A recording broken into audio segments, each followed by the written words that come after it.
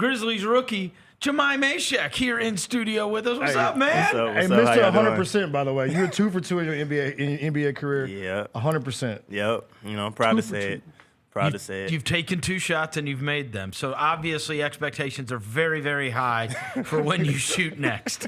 Yeah, I'm okay with that. I love expectations. I love expectations. All right, so the last time we got to catch up with you, you were just getting into the mix. You were at Summer League. And so let's go from Summer League up to now. What has life been like as you transition from – and yours is like a real transition, right? A lot of these guys bounced around from college to college and city to city. Like you went from living in a city, playing on a basketball team for 4 years. So this has got to have been a big, big change for you. So how has it gone thus far? It's been kind of crazy and hectic, but it's been I think challenging for me to try and get used to everything happening so fast.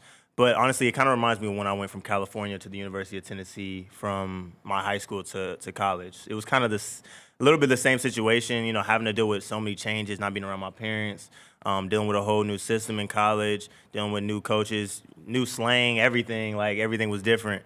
It was kind of the same way coming over here. It's besides the cultural part, which is kind of the same. It's been an adjustment, with the NBA stuff, just how stuff is ran, how stuff is processed. What they expect of you and stuff like that, and just everything that goes into it. How much different is West Tennessee than East Tennessee? I'm not gonna lie. From somebody that's from there, they're probably like, man, it's a lot of differences. I'm from California, so it's a lot of the same things. Everybody says buggies when they talking about going to the mall. I mean the store and stuff. That I had to get used to that. Buggies. Buggies. What do y'all say in Cali? Carts. Grocery cart. Okay. Go get the cart. You're right. When somebody said go get the buggy, I said, what are you talking about, bro? That had me totally off guard. But I think I think besides that, it's been a pretty cool adjustment. I think they're kind of the same. They're kind of similar. Everybody over here is nice, just like everybody over there in Knoxville is super nice too. I think the food over here, I'm starting to get more food spots. Trying to where Knoxville, I had a good little system over there, but everything else is kind of the same. You can say it, bro. There's only like 2 places to eat in Knoxville. That's fine. But I'm a big chain guy, so I was getting Cane's, Chick-fil-A. Okay. A lot of I was getting some Panda Express sometimes. Yeah. What you eating here? Kind of the same things. I'm not gonna lie, kind of the same things. Yeah, I was like, we got like Panda Express and Cane's here. Yeah, that's true. That's true. We got more of them, though. We got more of them, for sure. I am just trying places though. Like there was a burrito spot that I went to. I can't remember the name exactly of it, but that was nice. I'm just trying different stuff. I'm just bad with remembering the names of places. All right, tell me about being a rookie in the NBA. What has that been like so far in terms of your actual job? Man, I mean, that's also another adjustment. I think the coolest part is, having a class with you they're all rookies. So if you go to an NBA game, you kind of know a lot of the guys that are rookies there because you went through that process of draft workouts, playing against them in college and stuff. So I think it's cool to have that camaraderie. And then at the same time, you got 2 other guys that came in with me that were in the class, and so we kind of bounce stuff off of each other, try to get used to each other. Obviously, it's different responsibilities for 2 ways than it is for somebody like Cedric. But whenever we are around each other, we try to bounce stuff around each other, and I think everybody just treats me like a normal person, like a normal player, and I love that. Have you thought about things differently in terms of role in the NBA and in terms of handling the ball? Because when you first when they said, hey, now we're going to put him on the big roster, right, rather than have him down working and getting a bunch of game action with the hustle, is because, well, damn, we're down 4 point guards. Yeah. Vince is playing point guard.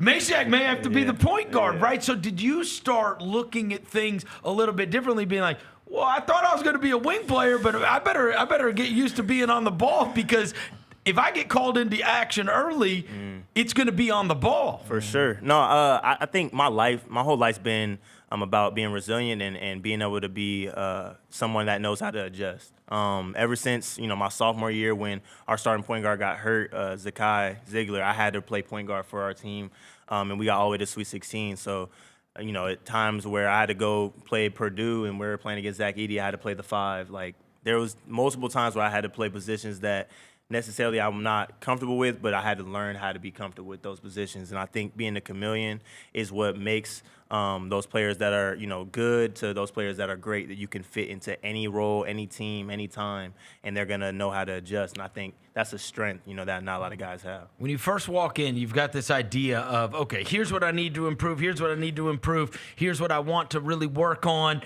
Now that you've been through so many practices with guys that you see, some of them outstanding players in the NBA, has that changed? Have you, after you have now gotten a lot of reps against NBA guys, have you looked at it and go, okay, I need to get better at this? Yeah, no, absolutely. I think, in the NBA nowadays, it's a closeout league, so you got to be able to play well off of closeouts. And I think that's something that I've worked on in college, but I've gotten even better at in the NBA. These guys are really good, man. These team defenses are good. The individual defenders are good. So being able to create your own shot is important, but also being able to play out of closeouts. If you're a threat to shoot, they can close out. You go to the basket, you can create an advantage for somebody. This NBA it's not about trying to score over somebody. It's not about trying to make and shoot the toughest shots. It's about creating an advantage for somebody else to create an advantage for somebody else to create a shot.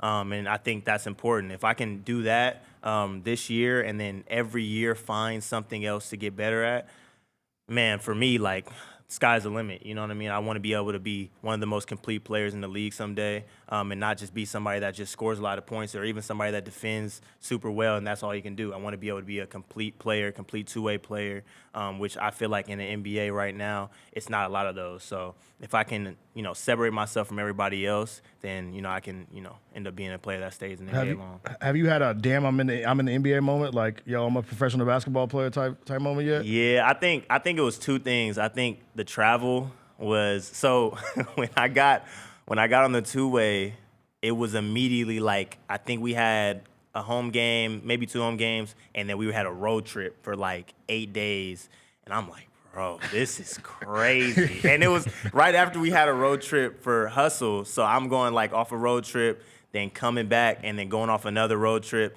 And I'm on the plane like, geez, like where am I at? What day is it? And so it was a crazy adjustments. I think that was wild.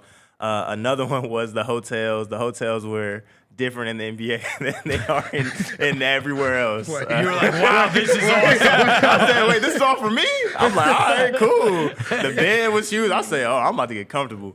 That was crazy. And then honestly, another thing was the practices. I think the practices are more intense. Guys are more engaged. Guys are talking, and that's what I value, man. I value the inside the scoop game, man. Like, when I was a kid, all I wanted to see was mic'd up stuff because I wanted to see the inside of what guys were talking about in the huddles, guys were talking about in the timeouts. That's my biggest thing, in college, was being that guy that was a leader and could speak out on what he sees, and being able to be a sponge and being able to be over there to listen what guys feel like, all right, they should have switched on that, or he got upset because he wasn't helping, he got upset because he didn't help him on the closeout. Stuff like little nuances, stuff like that, that's what I value as a basketball player. Who have you leaned on the most in terms of asking questions? Because there's always a fine line, right? Yeah. You don't want to be the rookie that's annoying people. Exactly. On the other hand, you want to be a sponge. Exactly. And that was my hardest part because I am somebody that's going to ask questions. So you can ask any of the guys. Like, I'm asking, it'd be random games where I'm sitting next to Ty or Ja or Scotty, and I'm like, hey, bro, what would you have done right there? Like, what do you feel like you would have did in that situation? Boom, boom, boom, I probably would have did this. I'm like, all right, cool, I got it locked in now. Hey, Ty, what would you do on that ball screen? If you're coming off and you got him in jail, you looking at the roller, you looking at the opposite sky, you looking at your bucket. Okay, cool, I got that in my head now. Like, I think the main guys that I've been asking, which are the guys that probably haven't been playing as much because, they're more engaged into the game. The guys are actually playing out there, so I really don't want to bother them with questions. But, Ty, Ja, Scotty, those have been the guys that I probably asked questions the most on. KCP's been a cool guy to talk to too. And then also, asking guys that are in my class, asking Javon what he thinks about stuff, asking Cedric what he thinks about stuff to see if it's the same thing I'm seeing. Assistant coaches, like, I want to be a sponge. So asking questions. I borderline want to find that line where I'm not too annoying, but I'm like right there. You know what I mean? I feel like 1 or 2 questions, like, all right, bro, okay, I'm done. Like when he called your number to get in the game, did you get like a knot in your stomach? Yeah. Are you nervous? Are you like when you took that warm up off? Yeah. You went to the table. This is happening. Yeah, it was crazy, man, because I don't know if that was the day where the people showed up and they had my picture and I went to go sign. So like I'm hearing people like, go Mashack, go Mashack. And I'm like, oh shoot, bro. I got Knoxville fans, Tennessee fans. Like, all right, I gotta make sure I show out. So I go into the game and I'm like ready. I think John told me, he's like, hey, bro, you in? I'm like, oh shoot, all right, man, let me get myself ready. Even John did the clear out thing for you. I saw when bro, you came he's down. a goofball, bro. He's a goofball. So he's gonna do stuff like that. I didn't even see that, but they were hyping me up afterwards. I got the game ball, but when I got on the court and I'm running up and down, it was like a sense of calmness because I'm like, bro, I deserve to be here. Like, I've worked really hard to be on this court, even if it's not in a competitive sense. Like, I worked really hard to be on this court, so I was calm. When I caught that first pass, though, I said, oh, shoot. I said, oh, please. And it felt good going off, but you never know. Like, when you amped up and it feels good, it's usually an air ball. So it's like, all right, bro, this should go in. I'm like, all right, cool. And then I had the next one. I'm like, oh, yeah, I'm about to do my That's thing. the one right there. That's the one they just showed. Here we go. That's the one. Run Bring that back, Jay. Run it back. That's the Run it one back. right there, Swing, bro. swing. Knockdown. Green. Hey, you know what? It's one of those things where you got to trot back like, you're not trying and stuff. Bro, I do this, bro. In my head, I'm like, thank you. Thank you. I got my first one. Thank you. When you walked up, did mom say something? Bro, they were blowing everybody in my family was blowing my phone up. Because it was like, bro, he's in. Oh, he hit a 3. He hit another one. Hey, I was out there, man. I mean, because shooting the ball, like, I worked super hard on doing that stuff. So it's not like I wasn't confident in it. That's something that I work on. Yeah. But, man, just to get it out the way and then, like, the crowd, like, you hearing Mashack. There's not a lot of times where a rookie where crowds are like that into you, especially as somebody that was drafted 59th. Like, guys don't really trip, but here there was a lot of Tennessee fans, I guess. So. And so when you went back into the locker room, they gave you the game ball? Oh yeah, they gave me the game ball. I said, bro, like, I'm taking pictures, send to my mom, like, Mom, look. And I'm like, oh, I'm keeping this, bro. Like, I didn't even know what to do with it for. Yeah, like, what you say? Would you put it? I mean, it's at my house right now, like, just sitting on my bed, and I'm like, bro, like, I go to sleep with it at night, like, you know what I mean, like a little teddy bear. Yeah. And so, it was a cool experience. So good, That's dope as hell. And I can only imagine your phone just had to have gone absolutely nuclear that night. Oh my gosh, it was crazy, bro. Everybody saying congrats, many more to come. I'm like, man, like, it's a once in a lifetime experience, bro. I'm about to just cherish this moment. And I'm always the type of person to move on. Like, all right, what's next? Like, I want to conquer as much as I can. But that was a moment where I'm like, all right, bro, like, you worked hard for this. Like, sit down and really appreciate what's going on. It is really like these guys that get their first major league at bat and hit a home run. Yeah, no, for it sure. really is. You got a swing green, right? on the first one. Because the fact that they threw it to you twice Bro, and you made both of them. Hey, shout out to Jitty, too. Jitty said, if I'm in a game with you, bro, I'm passing you the ball every time. I said, hey, Jitty, hey, you ain't got to tell me twice. I'm letting it go, bro. So, shout out to Jitty. I got to give him that one. I love it. So your mom is amazing on Twitter. Oh, my gosh. You have no idea, bro. I want to know, do you police her Twitter account? Nah. Or she just like, hey, Mom, just let it ride? She's responsible. So my mom, the funny thing about my mom, you know how, like, you have kids and they'll have, more followers than you. I've never had more followers than my mom on Twitter ever. So I can't. Amazing on Twitter, bro. I can't go in and tell her how to run stuff. She know how to do this. So, like, I'm like, go ahead, do your thing. And she's, like, really good at either asking me questions about basketball stuff that she feels like she may not have a full grasp on, or my dad is a genius about this basketball stuff. So she'll ask him a lot of questions.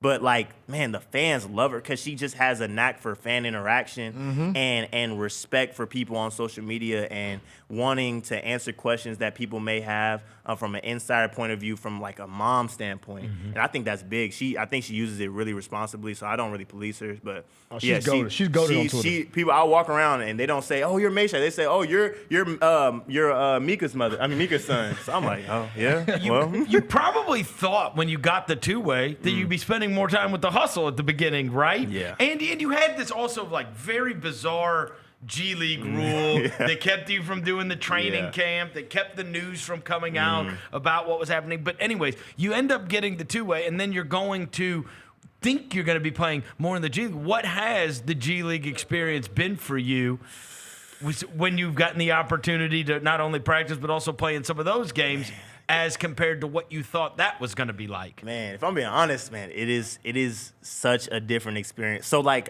in college, like, I'm from a system, like, you know, doing stuff to the T, big games, ESPN, like, you know, we're not going to just take, you know, crazy shot. We're taking the best shot possible. I go to the G League, man, everybody's aggressive. Everybody's aggressive. Green So light. I'm trying to get used to being, like, just as aggressive because I'm a team guy. Like, you know, I want to get everybody going. That's why I love passing the ball so much because I feel like a guy like Magic Johnson, like, he wasn't so good because he was, you know, super talented. He was talented, but he was able to bring other guys together. And I think that's one thing that I love to do.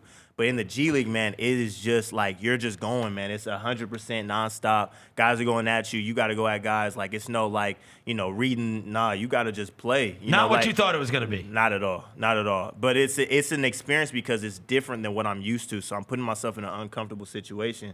Like, I feel like I'd be more comfortable on the NBA court because I know what to do. I know how systems are ran. I know how to fit in. Right. You know what I mean? I know how to and even stand out in ways where I'm, you know, engaging with the crowd and being who I am. But in the G League, it's like you're playing open run, kind of. You know what I mean? So you're just going and doing what it feels natural to you. And some guys are working on their game. Some guys are doing stuff that they're used to. Some guys are shooting 30 shots on other teams. I'm like, oh man, he really shot that. Like, Which is weird coming from something so structured. Exactly. I was Right. at Tennessee where Rick Barnes is not letting you take some bull bro, crap. We want to see Right. best shot. Bro, what? Best You got shot. no idea. Best shot. But no, yeah, it was an adjustment. I think putting myself in uncomfortable situations is always good. It's my favorite quote. I'm kidding. That's Trying to be LeBron. Yeah, I love that quote. My favorite one. You LeBron. man, we're so happy for you, and obviously, I'm so glad that we got to relive that moment that happened against the Kings. Hopefully, next time. Now we're counting on you. It's Nah, 100% Yeah, shooting. Hey, when man. that swing come, I Yeah. need Bro, I'm ready, bro. Knock it ready. down. Pass it. I'm hands ready, bro. Always. Maybe tomorrow night against the Jazz. Jahmai Mashack, rookie for the Grizzlies.